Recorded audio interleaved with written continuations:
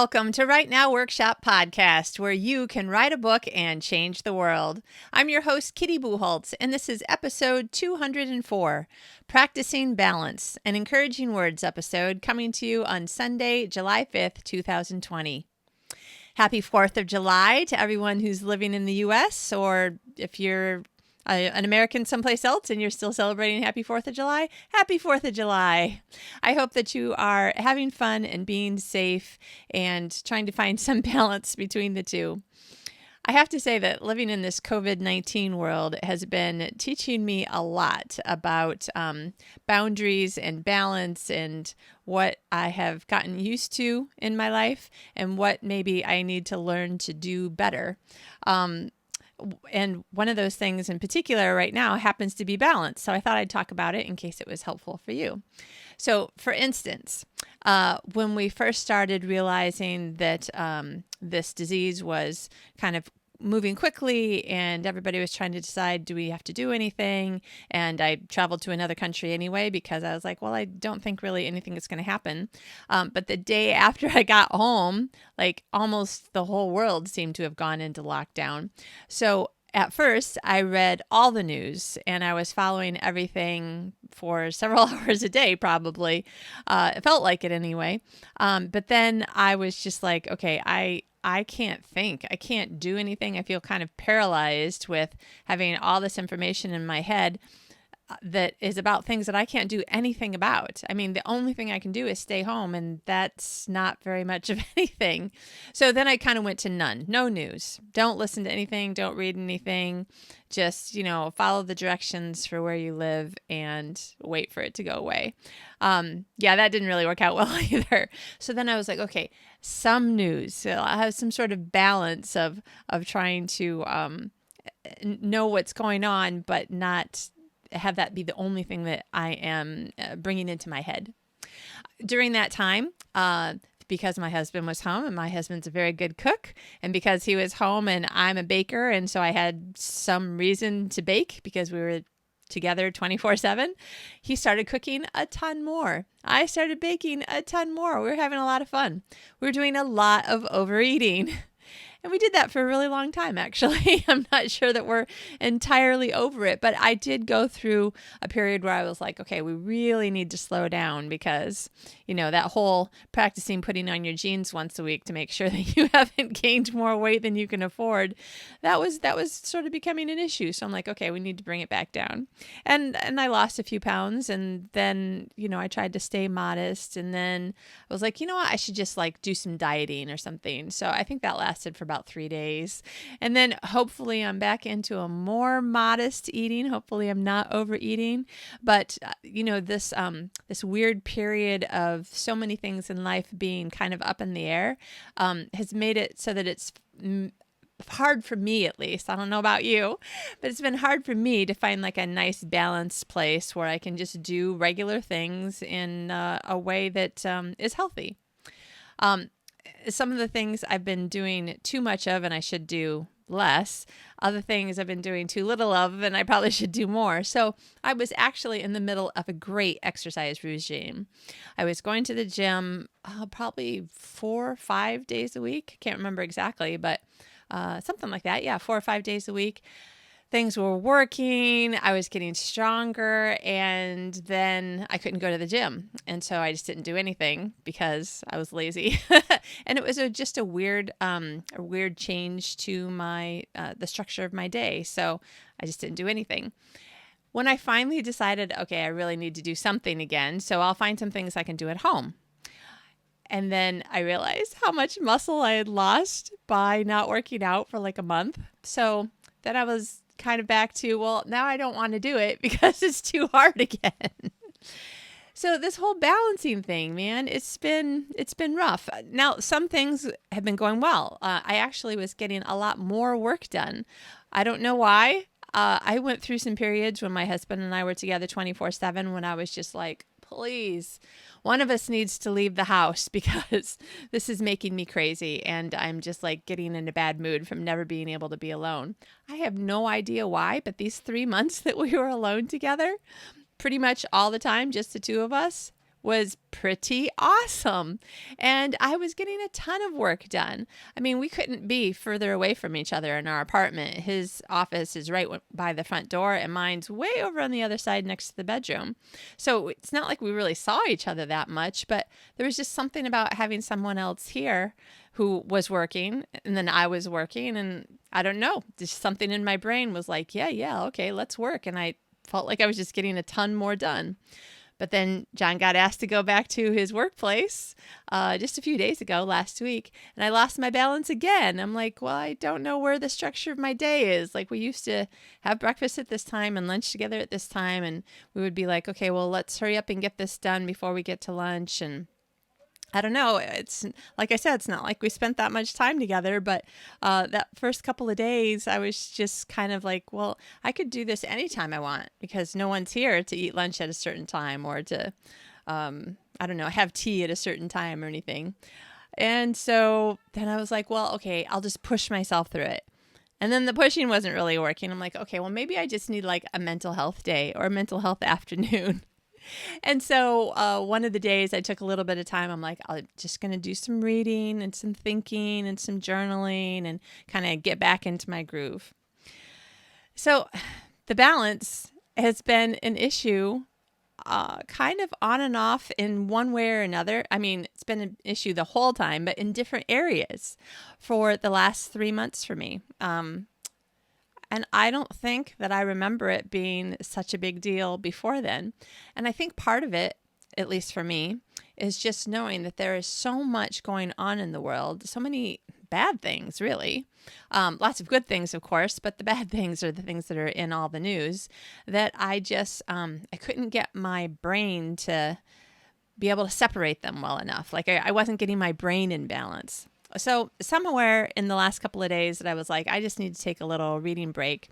I was thinking back again and I just finished finally. It took some time because I interview so many people that I read their books. Sometimes I don't get to finish the book by the time of the interview. And some of those books I end up just never being able to finish because then I have more people to interview and more books to read.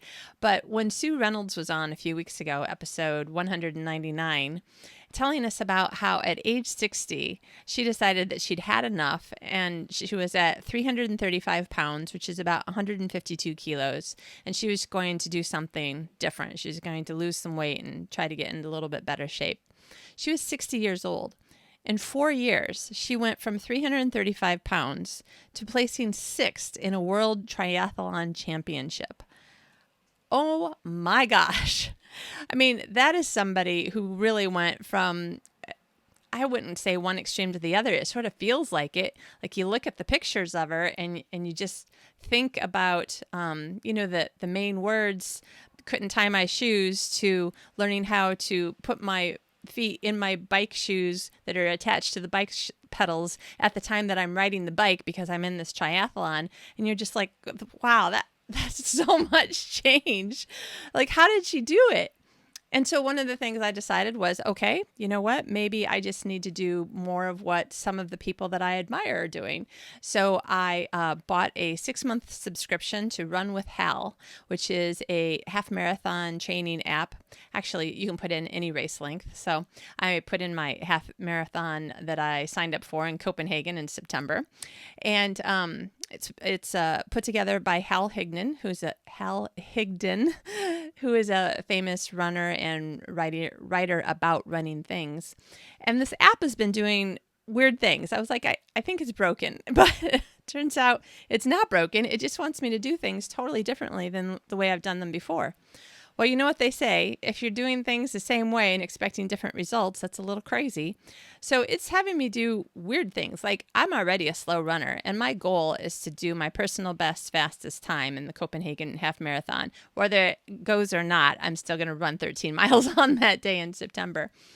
And it wants me to run even slower than I already run. Like, it's actually difficult to run as slow as it wants me to run. And I'm thinking, this is absolutely nuts. I don't understand. And I went on Twitter and I found somebody else talking about it and showing a picture of what the app told them to do, which was really similar to me. And I'm like, okay, thank goodness it's not just me. I thought maybe the app was like, you're so bad, I feel sorry for you. We'll just like take it easy on you.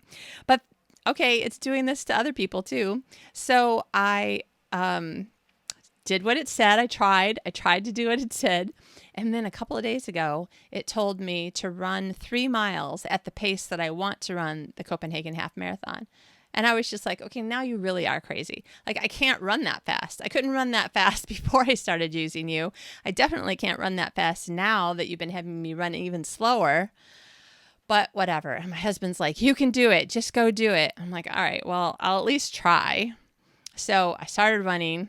And of course, it was really, really hard. But I just still can't even believe it. I wanted to have my race pace be 12 minutes and 30 seconds per mile. And I ran my 3 miles faster than I've ever run 3 miles ever before in my whole life at an average of 12 minutes and 29 seconds. So I came in at race pace and I was absolutely exhausted. Felt like I could barely breathe by the end. My legs, I was like, I don't know if I'll be able to walk home. Of course, all of that is partially just like it's in your head because you're so tired. But then also, like, I wouldn't say euphoria. I didn't have enough energy for euphoria, but I was like, I just did something that I've never, ever done before because I trusted a coach who told me, I know what I'm talking about. Just do what I say. And it was pretty eye-opening. I'm not necessarily a person who just randomly trusts people just because they say that they're an expert or they say that I should trust them. In fact, the older I get and the more I read the news, the more I feel like I don't trust you, especially if you say you're an expert, especially if you say that I should trust you. So my cynical little brain was not really sure about this, but maybe because it's an app and not a person, I don't know. I did it. Honestly, I think it's because I read Sue's book and she had the same struggles when she was hiring a real person, a coach. And some days she wasn't doing what he said and he would get mad at her and explain why she needed to do it this way. And she ended up becoming a world triathlon person. I don't even know how to say that, athlete. Which is just shocking. I mean, it just makes me, holy cow, the amazing things that we could do. And she did that in just 4 years at age 60. She's like 65 now, I think. I just still can't wrap my head around it. And so again, I come back to these ideas of balance and balancing what I think is the right thing to do with whether or not I'm willing to trust someone else. So coaching then becomes a part of this balance that I'm thinking of. And I just started a coaching program where I've got some clients and they need to decide that they're going to trust me, that I can help them to get their book finished in the next couple of months. And I'm sure that in some ways it's difficult. I find it difficult to let someone tell me what to do. But on the other hand, when you think about a good coach is also a great encourager, someone who's telling you you can do it. Like when John said, go out and do it. The app says you can do it. Just try it. You can probably do it. And I was like, he didn't even say probably. John was like, you can do it. So I just want to give you some encouragement about practicing balance. Practicing balance in who you trust and who you believe and who you're going to listen to. Practicing balance in what you're actually physically doing. Some days I work a lot of hours and I feel pretty good about it. I like how much work I can get done when the flow of the day is going really well. And some days I'm like, okay, you know what's really going to help me get more work done? For me to take a break. I took a nap a couple of days ago at noon for a half an hour because I did not sleep well the night before and I was running on fumes. I'm not sure that I felt like the nap helped when I got up 30 minutes later, but 2 hours later, I was like, I feel so much better than I felt, 3 hours ago. So think about where are the areas in your life that maybe a little bit of balance could probably help. Even when I'm reading the news, sometimes I'll go a whole week without reading anything and then maybe just some headlines. And then other days, I have fewer absolute must-dos on my list for that particular day. And I'll spend an hour or two reading several articles trying to figure out all the sides of an argument, or at least some of the sides of an argument, try to understand where people are coming from. There's so much that we need to do to help ourselves to protect our mental state and our emotional state, but also that we can have some balance in the way that we choose to think and the way that we choose to act. And I think that it really helps in the writing life too. I have to say that I'm still, crazy, excited, happy, thrilled with how well having a half an hour daily writing sprint has been for me and my other friends who are doing it with me.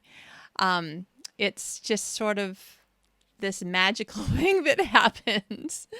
And there is a certain amount of feeling that it balances out the other parts of my days when I have a lot of other things that are on the immediate to-do list so that I can't spend hours on my book. It keeps me from feeling that I'm not spending no time on my book, which I would otherwise be doing if my friends and I weren't doing these sprints. So I just wanted you to take some time, give some thought to the areas in your life that could use a little bit more balance, and then take the time to actually try to introduce some balance. I hope that it helps you to feel better about life, feel a little bit more safe and like on more of a solid rock sort of thing with the crazy upheaval in the world that we're experiencing. I hope it helps you to get some writing done, some better writing done. And mostly I just want to encourage you, because being balanced, think about some of those yoga poses that you've seen where somebody's standing on one leg. That's some pretty incredible balance. But you need to focus, or at least I do, on a spot on the wall across from you in order to be able to keep yourself balanced without falling over. So ask yourself too, where is my focus? And then again, like with these yoga exercises, it strengthens the core of your body. And so even though on the one hand, you're not doing anything, it seems, you're just standing there on one leg. On the other hand, there's a whole lot of muscles that are quietly getting stronger. And that's another thing that I think would be good and healthy for us mentally, emotionally, physically in our writing life, creating better muscles for the kinds of habits that improve the way that your writing life will go, your writing career, and career or no career, just how you feel about your writing, how your writing makes you feel. My writing is making me feel very happy right now, so I'm very happy to have kind of a balance between writing and all the other things that I have to do in my day. So hopefully this will encourage you to find the same kind of balance in your life. I hope you are having an excellent day, weekend, midday if you're listening to this later, and have a great writing week. Talk to you later.